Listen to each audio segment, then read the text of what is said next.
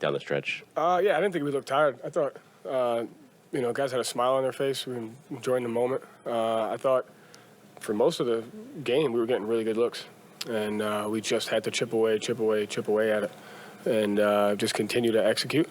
And we did a good job holding them to one shot, did a good job executing. So I thought the guys just did a great job kind of staying present, embracing the moment.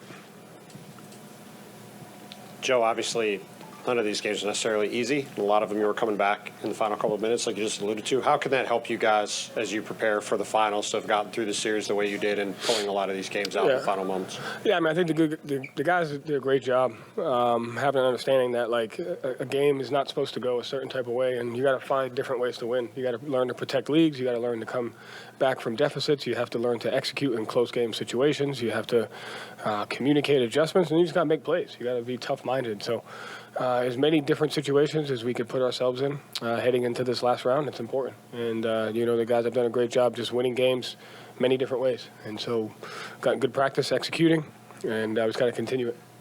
You guys held them scoreless for the final 332. Jalen had the huge block on Nembhard near the end. What did you see in terms of defensive execution and limiting them to one shot?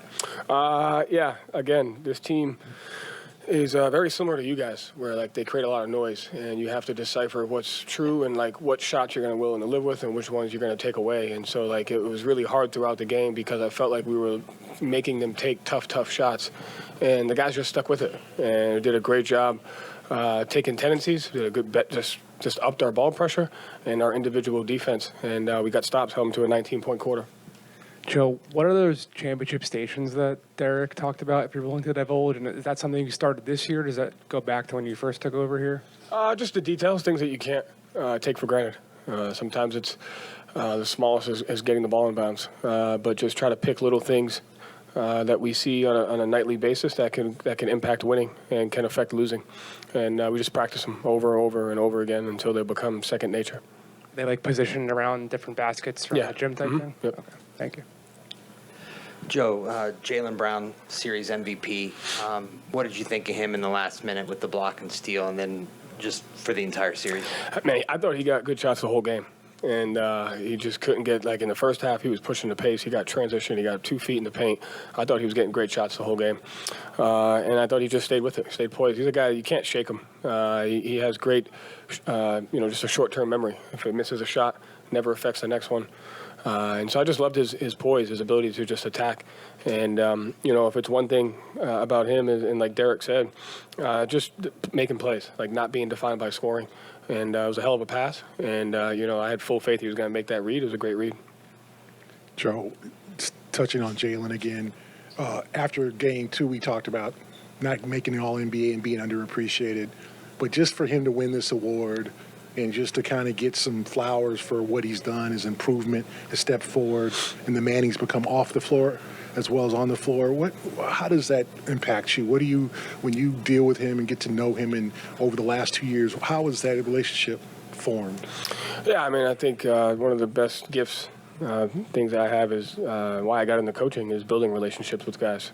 And, when I left college to go to the NBA, most people were like, hesitant about that because, NBA guys get a negative rap as to being able to build relationships with them. But I felt like there's a lot there. And just getting to know people and their families and what makes them tick and the things that they love off the court. And also, like, finding guys that are so passionate about just getting better as players and people. And Jalen is one of those. And so, from the first day I've been here, he's become more just like open-minded towards just growing as a basketball player. You see what he's done in the community, and I just really, really value the time that I get to spend with him on and off the court. And he just keeps getting better and better. I'm happy for him.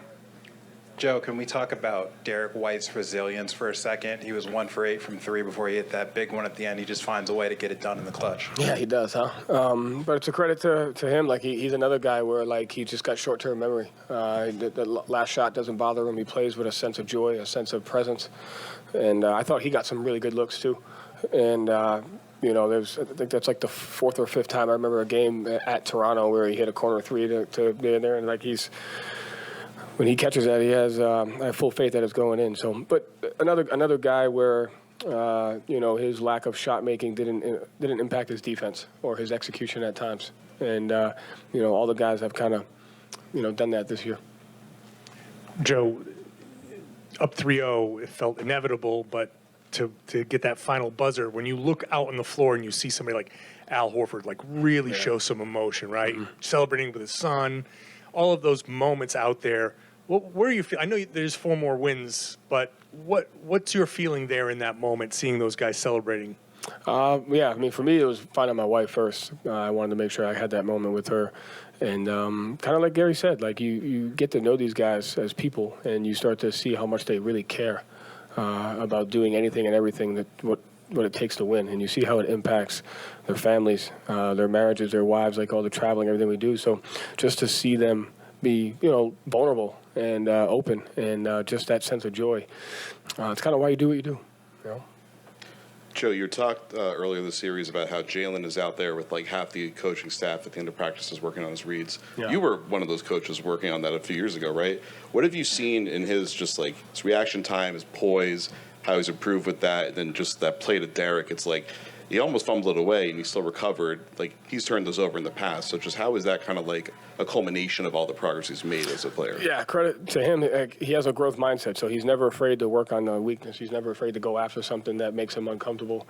And between him and Tony and the player development staff, like they put him in any and every situation possible. So when you have a guy that's open-minded towards growth and towards wanting to get better, they practice stuff like that. They practice, they have the arms and they're slapping down and driving into 2 guys because they collapse and having to make that. So like any and every situation you see on the court, Jalen prioritizes kind of going through that. So it's a credit to just his growth mindset and the staff. Coach, Al played 35 minutes or more for the 6th time in the last 8 games. What he's doing right now or at any phase of his career, it's pretty mind-blowing to see. Can you characterize just what he means to this squad? I mean, you can't really put it into words, so I'll try my best. But he's just a guy who is the best. I mean, his leadership, his poise, his intensity, like when he brings it to a different level, it's contagious. Inspiration, guys look up to him. He's just Al. I can't